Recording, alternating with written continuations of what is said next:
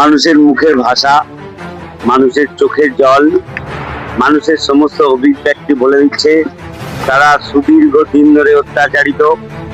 তারা এই অত্যাচার থেকে মুক্তি চায় এবং আমার যাওয়া আসাটাও তাদের বড় কথা নয়। তারা এই তৃণমূলের হাত থেকে মুক্তিটাই তাদের কাছে সবচেয়ে বড় চাওয়া এবং সেখানে তারা বদ্ধপরিকর, তারা পাল্টে দেবেই।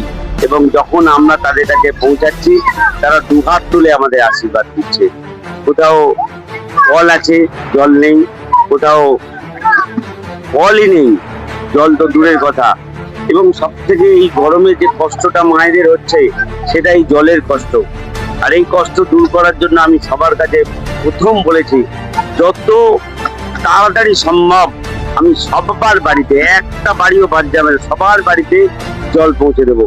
সে যে পার্টি করুক, যে রাজনীতি করুক, যেভাবে থাকুক, সে যে সম্প্রদায়ের মানুষ হোক, তার বাড়িতে আমি আগে জল, মোদিজির যে জল জীবন মিশন, সেই মিশনে প্রতিটি বাড়িতে আমি আগে জল পৌঁছে দেবো। এটা আমার প্রথম কাজ হবে।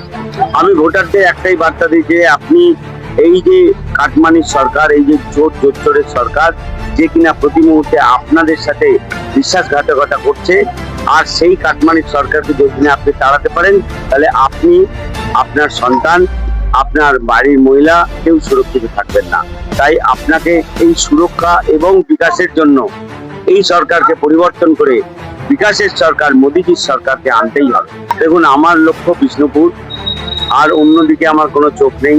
বাকির চোখ বিষ্ণুপুরে। আমার যা করার তাই করব, বাকি রাজ্য যাদের তাই করবো।